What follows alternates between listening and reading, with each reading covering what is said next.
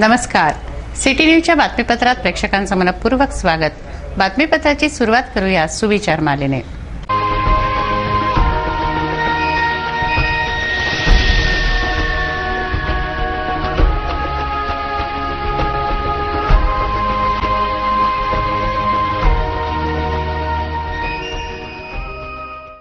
बातमीपत्रात वेळ झाली एका विश्रांतीची.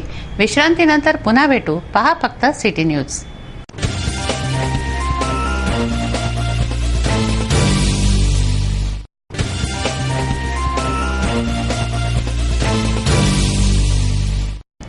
विसाव्या अंती पुन्हा आपलं स्वागत आहे. चला बघूया बातम्या विस्तारित स्वरूपात.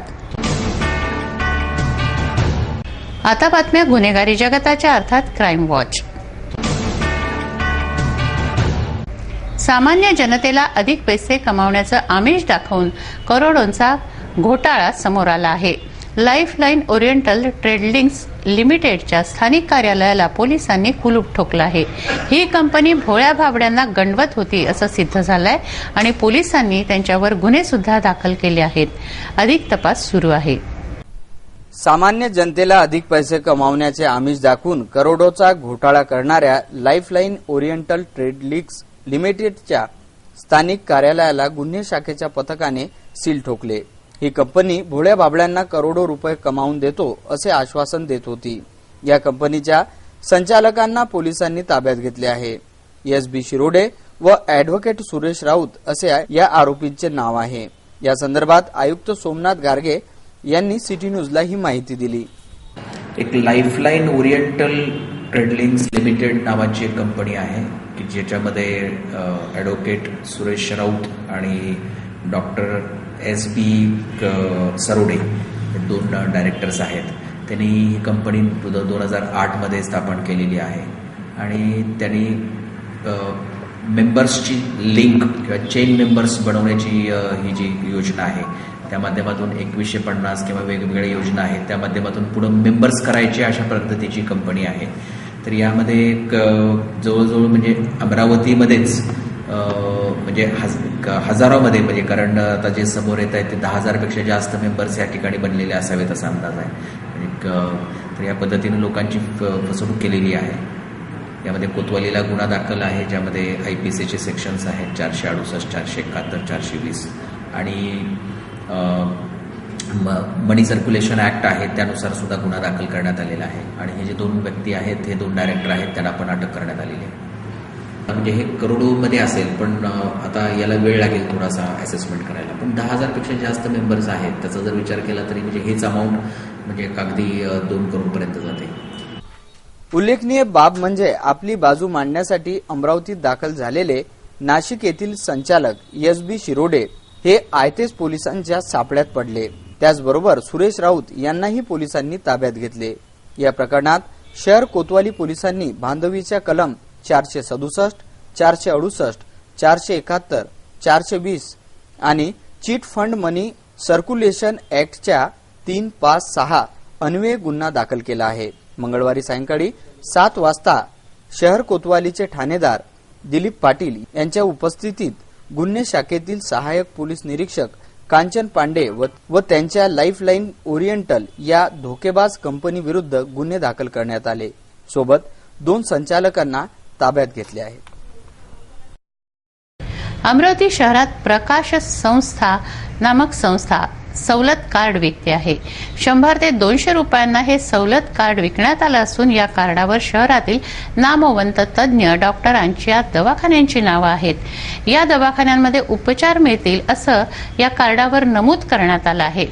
प्रत्यक्षात मात्र हे कार्ड सोबत घेऊन जेव्हा नागरिक त्या रुग्णालयात जातात तेव्हा ते रुग्णालय सर्रास हात वर करत आहेत की आमच्याकडे अशा प्रकारची कुठलीही सोय नाही, कुठलीही सवलत नाही.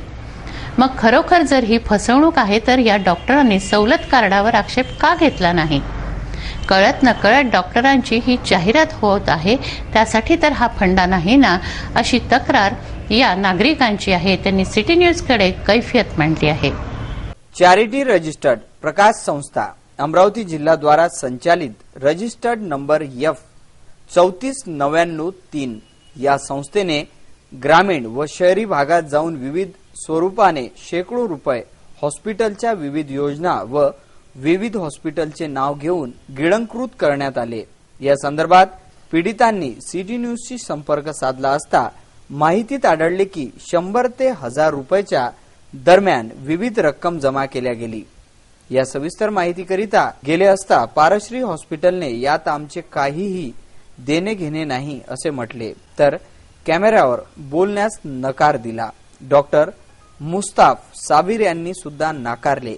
इस बारे में तो मैंने इनको कुछ ऐसा दिया नहीं हो कि मैं कोई सहूलत देने वाला हूँ। इन्होंने अपने मन से छाप दिए। अच्छा, बिना मेरी अनुमति के छापे हैं। अच्छा। पेशेंट्स को बताया मैंने कि ये मैंने इसमें कुछ लिखवाया नहीं है, इन्होंने अपने मन से छापा है। ये मेहरबानी करके लोगों से कार्ड न बनवाए। अच्छा। तर डॉक्टर अनीस खरैया यांच्या हॉस्पिटलचे तेथे गेल्या 8 महिन्यापासून अस्तित्वच नसल्याचे कळले। यादगिरी हॉस्पिटलने सुद्धा नाकारले। प्रकाश संस्था हे नाव मी पहिल्यांदा ऐकतोय। हे पॉम्पलेट मध्ये माझं नाव छापलेलं दिसतंय। हो, यांनी काही मला कधी कॉन्टॅक्ट केलेला नाहीये। मी यांना ओळखते नाही कोण संस्था आहे काय आहे। अच्छा। आणि हे बाकीचे नावं जे दिसत आहेत तर मला असं खात्रीलायक वाटतं की यांनी काहीतरी एक स्वतःच्या मनाने हे छापलेलं आहे। एकाच सर्जनचे 2 ठिकाणी नाव टाकले, म्हणजे हे जरासं बरोबर पण नाहीये, लॉजिकल पण नाही। आणि हे न परवानगी न घेता हे आणि हे Ashok book depot, Navneet book depot आणि हॉस्पिटल, मग हे मनपाच्या सौजन्याने संपूर्ण उपचाराने क्षयरोग बरा होतो। एकदम जे साधे लोक असतात ज्यांना काही कळत नाही त्यांना उल्लू बनवून त्याच्यावर पैसे उकळण्याचा धंदा मला वाटतोय प्रथमदर्शनी। तसेच बक्तावर हॉस्पिटलच्या डॉक्टरांनी सुद्धा नाकारले।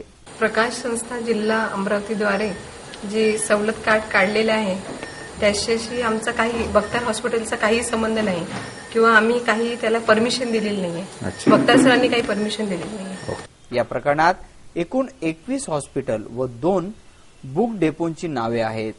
काही रुग्ण हॉस्पिटलला सुद्धा गेले असता त्या हॉस्पिटलने त्यांना नाकारले। या होणाऱ्या लुटीला एकही डॉक्टरांनी प्रतिक्रिया दिली नाही किंवा पोलीस कंप्लेंटही केली नाही, कारण त्यांची फ्री मध्ये होणारी जाहिरात हे त्यांना महत्वाची वाटली का, हा प्रश्न निर्माण होतो।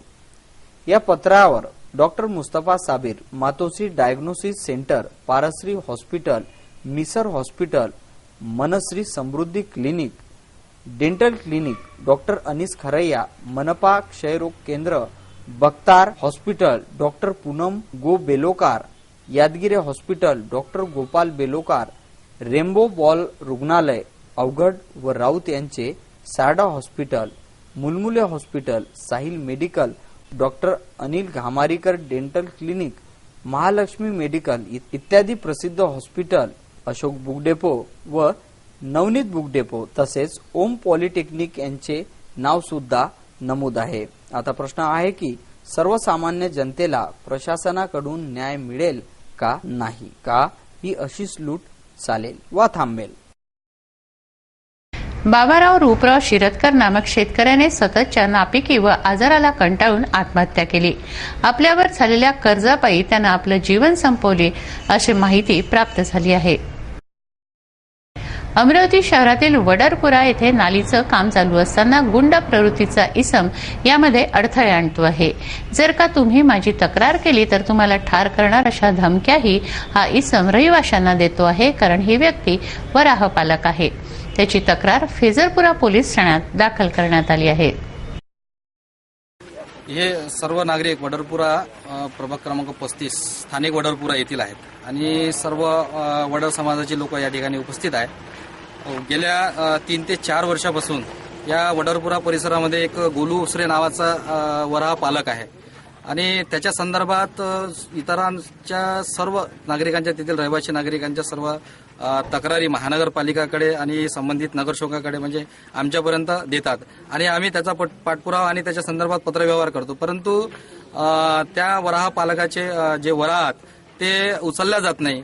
1-2 वराह उचलल्या जातात आणि नंतर पुन्हा तसे सोडले जातात आणि त्याही पलीकडे जाऊन त्यांना जर समजा कोणत्याही एखाद्या नागरिकांनी किंवा एखाद्या महिलांनी जर म्हटलं की बा ये आपके सुअर हमारे घर में आते, हमारे बच्चों के साथ में खेलते, इससे हमारा कुछ कम ज्यादा हो जाएगा, तो त्यांच्यावर सवार होतो। म्हणजे त्यांना धमक्या देतो, त्यांना मारण्याच्या धमक्या देतो आणि शिवीगाळ करतो, कमरेच्या खाली शिवीगाळ करतो. तर या अमरावती शहरामध्ये ज्या ठिकाणी हे वराह लोकांच्या घरामध्ये घुसतात, मोठमोठ्या प्रमाणात नुकसान करतात, कोणत्या लहान मुलांना ते चावतात, अशा प्रकारच्या घटना घडू नये म्हणून याच्यावर बंदी आणण्यासाठी हे लोक उद्या मान्य आयुक्त साहेबांना एक निवेदन देणार आहेत. वलगाव येथील विद्युत भवनमधील केबल चोरीला गेलं होतं. या संदर्भात तक्रार दाखल केली असता पोलिसांनी अथक प्रयत्नाने आरोपींना अटक केली आहे. हे आरोपी चोरीचा केबल विकत घेत होते. आरोपी पकडल्याबद्दल ग्रामीण पोलिसांचं कौतुक होत आहे. अमरावतीच्या जवाहर गेट परिसरात राहणाऱ्या 2 जणांनी कोल्हापुरी गेट पोलिसात तक्रार दाखल केली आहे. ते दोघेही घरात नसताना त्यांचं घर रिकामं करण्यात आलं, सामान रस्त्यावर फेकलं गेलं व मौल्यवान वस्तूंची अफरातफर झाल्याची ही तक्रार आहे. अमरावतीच्या जवाहर गेट गोपाल तेलघाणीजवळ राहणाऱ्या हतिया खानम अब्दुल रहमान खान व मुनीर खान अमीर खान यांनी कोल्हापुरी गेट पोलिसात तक्रार दाखल केली आहे. सूत्रांनी दिलेल्या माहितीनुसार या घराचा जागेबाबत खटला सुरू होता. या खटल्याचा निकाल लागला. खंडेलवाल यांच्या मालकीची ही जागा आहे. या घरातील रहिवासी बाहेर गेले असता त्यांच्या अपरोक्ष घरातील सामान बाहेर फेकण्यात आलं व काही मौल्यवान वस्तू चोरीला गेल्या व अफरातफर केली गेली अशी ही तक्रार आहे.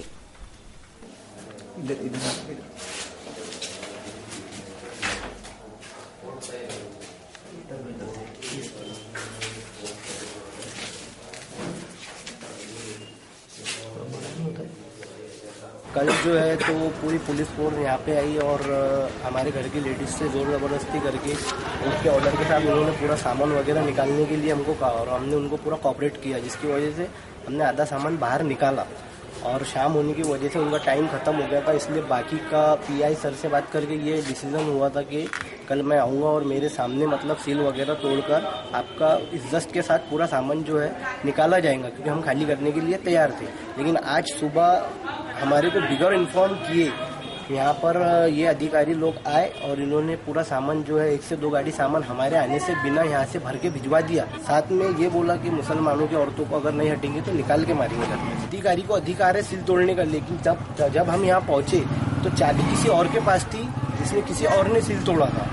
पूरे ताले इन्होंने हमारे बिगैर परमिशन के हमारे आए तक हमारा सामान पूरा इधर से पूरा यहाँ से गायब करवाए. कहाँ गया कुछ पता नहीं. इसके बारे में एक गाड़ी टेम्पो यहाँ पे भर के खड़ा हुआ है, इसका ले लो पहले वीडियो. यहाँ पर 40 साल से हम लोग यहाँ पे रह रहे हैं सर.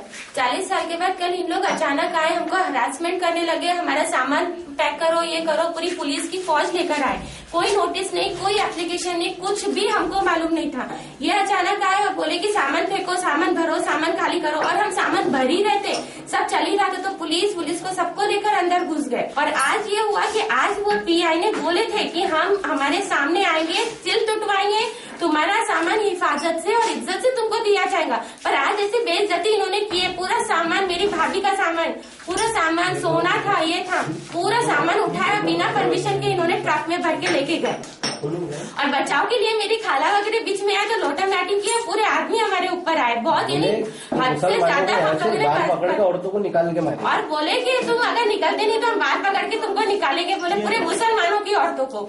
सबनीस प्लॉट येथील शैलेश नथुजी बोपचे यांच्या जागेवर नथुजी कासार नामक इस्माने घर बांधले. ही जागा सोडवण्यासाठी बोपचे व कासार यांच्यात वाद सुरू होता. बुधवारी नथुजी कासार हे यशोदानगरमध्ये काही कामानिमित्त गेले असता अनोळखी इस्मांनी त्यांना जबर मारहाण केली.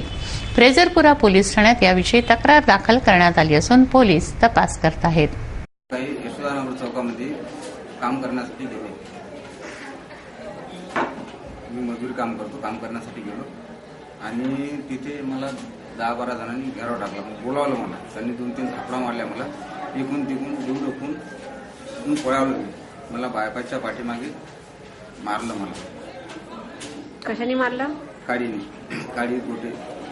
कुठले होते ते लोक? लोक माहित नाही मला, तर घर मालकाचं नाव माहिती आहे. काय आहे तुमच्या घर मालकाचं? शैलेश नथुजी बोपचे. कुठे राहतात ते? ते राहतात त्याचा आपले सबनीस प्लॉट मध्ये. तुम्ही कुठे राहता? मी राहतो. बातमीपत्रात घेऊया काही क्षणाचा विसावा. विसाव्यानंतर पुन्हा भेटू. पहा फक्त सिटी न्यूज.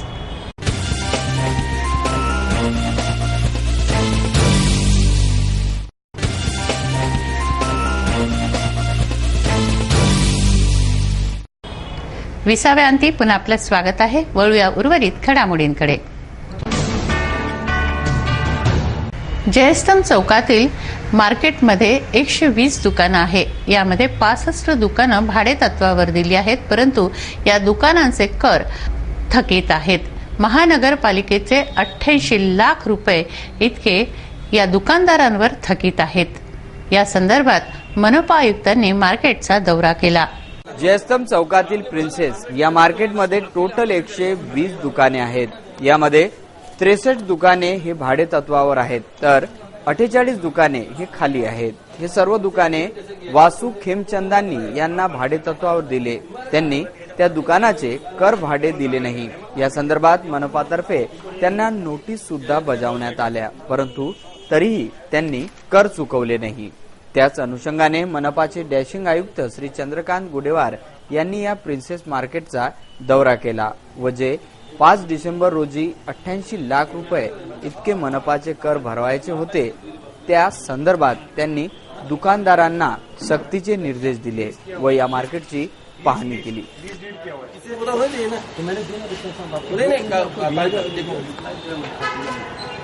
कल दिए गए रिप्लाई पे? कल दिया ना, आपके सामने गए थे वहाँ पे कॉर्पोरेशन के. मैं नहीं देखा, अभी देखेंगे. आप आपके सामने गए थे. आप कौन है?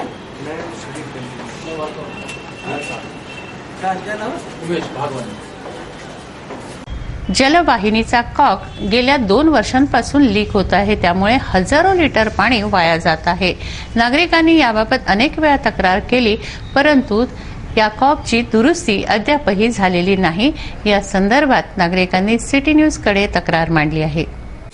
महाराष्ट्र जीवन प्राधिकरण अंतर्गत संपूर्ण जिल्ह्यात कुठे ना कुठे अव्यवस्थापनामुळे पाणी नेहमीच वाया जाताना आढळते. स्थानिक मार्डी रोडवरील जिजाऊ नगर गणोरकर लेआउटमध्ये असाच एक प्रकार गेल्या 2 वर्षांपासून सर्रास पाणी वाहत आहे. नागरिकांनी कित्येक अर्ज अधिकाऱ्यांना दिलेत, परंतु अद्यापही त्यावर काहीही कारवाई झाली नाही. इतकं पाणी वाहतं की एखाद्या नदीसारखं 24 तास पाणी वाहत राहतं. गव्हर्नमेंट सांगतं की पाण्याचा बचाव करा, पाणी एक एक थेंब महत्वाचं आहे, आणि इथे तुम्ही इतकी पाईपलाईन अर्धा पाऊण इंचीची पाईपलाईन सतत वाहत राहते कंटिन्यू. त्याच्यामध्ये आम्हाला मुलांना यायला जायला रस्ता नाही. रात्रीचा जर समजा एखादा कोणी आजारी पडला म्हातारा व्यक्ती, तर त्याला आम्हाला हॉस्पिटलला न्यायला सोय नाही. इथे नेता येत नाही, कारण की रस्ताच नाही आहे, नाल्या नाही आहे. मी तुम्हाला दाखवतो मच्छर किती आहे. ज्या कोण्या अधिकाऱ्याला जर काही शंका असेल त्यांनी आमच्या घरात सकाळ संध्याकाळी एक 5 मिनिटं घड्याळ लावून बसू शकतो का, म्हणजे त्याला डासाची कल्पना येईल. रोगराई सगळे पसरवतात. जीवजंतू इथे मोठे मोठे साप खेळतात या पाण्यामुळं, साप राहतात. त्याला जबाबदार कोण? काही उद्या किती दिवसापासून तुम्ही अर्ज दिलेले या संदर्भाने? अर्ज आता 2 महिन्याच्या. तसे तर वॉटर सप्लायला आम्ही मौखिक रूपामध्ये बऱ्याच 6 महिन्याच्या आधीपासून दिलेला आहे, पण त्याच्यानंतर रिटर्नमध्ये आमदारांना सुद्धा आम्ही दिलेले आहे. 2 महिने झाले, 18, 10, 15. बरं. त्यांनी पत्र दिले की आम्ही अमुक ऑफिसला देतो, तुमचं काम 8 दिवसात होऊन जाईल. अजूनपर्यंत काहीही झालेलं नाही. सिटी न्यूजने यावर विशेष खुलासा केला असता अधिकाऱ्यांनी 8 दिवसात यावर संपूर्ण नियोजन करून ही अडचण दूर करणार असे आश्वासन दिले व आपले मनोगत व्यक्त करताना सांगितले की स्थानिक नागरिकच याला वारंवार फोडतात. यानंतर आम्ही फौजदारी गुन्हा दाखल करू, असे किशोर रघुवंशी, उपविभागीय अभियंता, महाराष्ट्र जीवन प्राधिकरण यांनी सांगितले. मार्डी रोडवर ते एअरवॉलचा लिकेज जो आहे तो वारंवार आम्ही दुरुस्त केलेला आहे आणि त्याच्या खूप तक्रारी आतापर्यंत आपल्याकडे आल्या आहेत. आपण जेव्हा जेव्हा तो रिपेअर केला तर स्थानिक लोकांनी तिथे तोडफोड करून त्याला परत त्याला लिकेज करून ते पाणी घेतात तिथून. आता त्यावर परमानंट सोल्युशन आपण असं काढलं आहे की ते पूर्ण बोल्डर भरून त्याच्यावर कॉन्क्रीट टाकणार आहे आपण.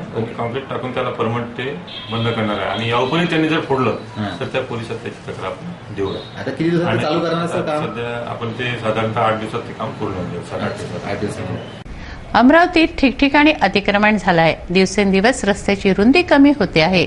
रस्त्याच्या दोन्ही बाजूला काही दुकानदार अतिक्रमण करून स्वतःचं दुकान लावतात आणि रहदारीला अडथळा निर्माण करतात. अशीच काही दुकानं नगर वाचनालयासमोर दिवसाढवळ्या लावली जातात. त्यामुळे रहदारीला अडथळा निर्माण होतो. येथे भांडणही होतात. नागरिकतेचे काही नियम असतात. त्याची अंमलबजावणी प्रत्येकाने केली तर शहराची रहदारी सुरळीत चालते. अडथळा निर्माण करणाऱ्याला थांबवण्याकरता अतिक्रमण विरोधी खाते सुद्धा आहे. पोलिसांची पण जबाबदारी आहे. परंतु हे दोन्ही खाते आपली जबाबदारी पूर्णपणे पार पाडत नाहीत. याच्या दुर्लक्षामुळे अनेक नागरिकांना जीवावे मुकावे लागते. तरीही पाहिजे तशी उपाययोजना होत नाही. सामान्य जनतेचं सांगणं आहे अतिक्रमण दस्ते आणि पोलीस विभाग यांचे मधुर संबंध ह्या दुकानदारांशी घनिष्ठ असल्यामुळे समस्यांचे समाधान होऊ शकत नाही. नगर वाचनालयासमोर सकाळी 11 वाजता अतिक्रमण विरोधी कारवाई करणारे पथक आले आणि फक्त शोमॅनशिप करून 12:30 वाजता परत गेले. पुन्हा जशीच्या तशी दुकाने लावल्या गेली. याला तरसे म्हणता येईल, मी तुला पकडण्यासारखे करते, तू पळण्यासारखं कर. स्वतंत्र भारताचे पहिले कृषी मंत्री डॉक्टर पंजाबराव उपाख्य Bhausaheb Deshmukh pharmacy personality development institute व नागजिरी द्वारा भाऊसाहेबांच्या जयंतीनिमित्तानं वाचन दिनाचं आयोजन करण्यात आलं आहे. 20 डिसेंबरला या कार्यक्रमाचं आयोजन करण्यात आलं आहे, अशी माहिती पत्रकार परिषदेत देण्यात आली. अमरावतीमध्ये नुकतीच स्मार्ट आत्मा समुपदेश संस्था स्थापन केलेली आहे. भारताचे पहिले कृषी मंत्री भारतरत्न डॉक्टर पंजाबराव देशमुख यांच्या वैचारिक शक्तीला स्मरण करून या देशातील शेतकऱ्यांच्या मनात आत्मविश्वासाचं बियाणं रुजवण्याचं एक नाविन्यपूर्ण काम अमरावती जिल्ह्यातील हिवरा बुद्रुक तालुका नांदगाव खंडेश्वर जिल्हा अमरावती येथे Bharat Ratna doctor Panjabrao Deshmukh farmers personality development इन्स्टिट्यूटच्या माध्यमातून सुरू झालेला आहे. मला कळवण्यात अत्यंत आनंद होत आहे की आमच्या या कार्याची महाराष्ट्र शासनाचे उपसचिव म्हणजे मुख्यमंत्र्यांना जेव्हा आम्ही निवेदन पाठवलं, मुख्यमंत्र्यांनी शेरा मारून जे निवेदन सादर केलं त्याची दखल घेण्यात आली आणि आम्हाला प्रोत्साहन दिलं. तेव्हा आपला हा भारताच्या इतिहासामध्ये पंजाबराव देशमुखांच्या विचाराचा एक नाविन्यपूर्ण काम अमरावतीमध्ये सुरू करण्यात मला अत्यंत आनंद होत आहे. नजीकच्या रामा या गावातील शेतकरी रामदासजी मंगळे यांच्या शेताच्या गोडाऊनमधून 22 एप्रिल रोजी माल चोरट्यांनी लंपास केला. या संदर्भात त्यांनी वलगाव पोलीस ठाण्यात तक्रार दाखल केली होती व ताबडतोब पोलिसांनी चोरट्यांना पकडलंही, परंतु अद्यापही या शेतकऱ्याचा माल त्यांना परत मिळालेला नाही. हा माल परत मिळावा या मागणीसाठी या शेतकऱ्याने उपोषण सुरू केलं आहे. कंप्लेंट दिली, त्यानंतर चोर पकडले गेले. चोरांना तडीपारही केलं. तो माल अकोटला नसतो, त्या अकोटमध्ये चोरांनी विकला. काळे या खोट्या नावानं तो विकला गेला. दलालानं कबुली दिली, माल विकला. चंदन हा दलाल होता, त्याने कबुली दिली. त्याचे चोरांना पैसे पण पूर्ण रक्कम पण दिली आणि अडत्यानं विकला आणि खरीददारानं घेतला. त्यांनी दोघांनी कबुली दिली. तरी पण तो माल, त्या मालाचे पैसे किंवा तो माल अजूनपर्यंत आम्हाला मिळाला नाही आणि ते प्रकरण पाचपुरी तहसीलला समाविष्ट केलं. तर आमचं म्हणणं असं आहे की तो एक तर माल आम्हाला द्या किंवा त्याची जी रक्कम आली असेल ती रक्कम आम्हाला द्या किंवा सुकृतनाम्यावर द्या किंवा पोलीस जरी जमा करावं. एड्स बाबत काही संस्था, काही व्यक्ती जनजागृती करत आहेत. त्यांच्या कार्याची दखल घेऊन त्यांच्या कार्याचा गौरव करण्यासाठी पुरस्कार सोहळ्याचं आयोजन टाउन हॉल येथे करण्यात आलं. महाराष्ट्र राज्य कर्मचारी संघटनेनं हे आयोजन केलं होतं. यामध्ये संस्थांना व व्यक्तींना पुरस्कार प्रदान करण्यात आले.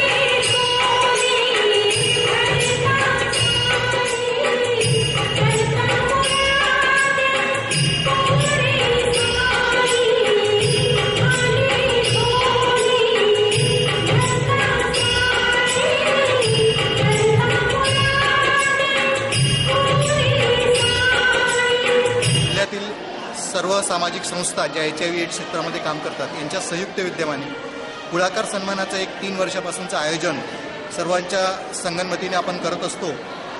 या कार्यक्रमामध्ये ज्या लोकांचा HIV एड्स क्षेत्राशी सरळ संबंध येत नाही परंतु त्यांचं यामध्ये मोठं योगदान आहे अशा काही लोकांचा आपण या ठिकाणी सत्कार करत असतो आणि त्यांना एक मानचिन्ह आणि एक पुष्परोप देऊन त्यांचा आपण सत्कार करतो. अशा 5 लोकांचा या ठिकाणी आपण सत्कार करतो. सोबतच 4 अशा संस्थांचा सत्कार करतोय की ज्यांनी आम्हाला वर्षभरामध्ये होणाऱ्या विविध कार्यक्रमांमध्ये आम्हाला योगदान दिलं, आम्हाला मदत केली.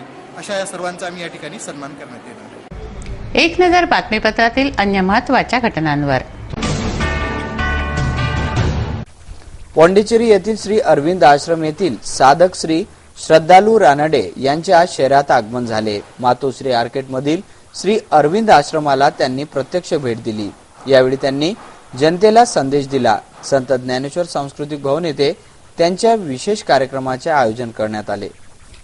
आप आज जो अमरावती में आपका जो प्रस्थान हुआ है तो आगमन हुआ है तो आप लोगों को क्या मैसेज देना चाहेंगे? श्री अरविंद चाहते थे कि भारत महान हो ताकि भारत धरती पे एक नई चेतना, दैवी चेतना जीवन में ला सके और उसके लिए वे चाहते थे कि भारत पहले स्वतंत्र हो. पर स्वतंत्रता आज तक हमारी पूरी नहीं हुई है. सच्ची स्वतंत्रता होगी जब हम अपने आप को जानते हैं और भारत का नया निर्माण करते हैं. और इसके लिए हर भारतीय को अपने अंदर साधन के द्वारा, योग के द्वारा जगना चाहिए, बदलना चाहिए और अपना जीवन को दैवी करना चाहिए. नजीकच्या कोल्हापूर गावातून श्री क्षेत्र शेगाव पदयात्रेचं आयोजन करण्यात आलंय. श्री नागर हनुमान मंदिर व श्री संत गजानन महाराज वारकरी मंडळ कोल्हापूर, कसबा दारापूर, नावेड खल्लार यांच्या विद्यमाने या पदयात्रेला आयोजक लाभले आहेत. सुनील पुरुषोत्तम मार्केट यांच्या प्रयत्नाने ही पदयात्रा 11 डिसेंबर रोजी रवाना होणार आहे. 25 डिसेंबर रोजी ही पदयात्रा श्री क्षेत्री पोहोचेल. वेळ झाली आहे आपली रजा घेण्याची. आपणास काही माहिती द्यायची वा काही सुचवायचे असेल तर आमच्याशी थेट संपर्क करा. आमचा पत्ता सिटी न्यूज कार्यालय, मातोश्री आर्केड, सहकार भुवन समोर, मोर्शी रोड, अमरावती. आमचा फोन नंबर आहे 3298-161 आणि वेबसाईट आहे www.citynews.net.in. अचूक, सडेतोड आणि निर्भीड बातम्यांसाठी बघत राहा अमरावतीचा नंबर 1 चॅनेल, फक्त सिटी न्यूज. बातमी आमची, विश्वास तुमचा.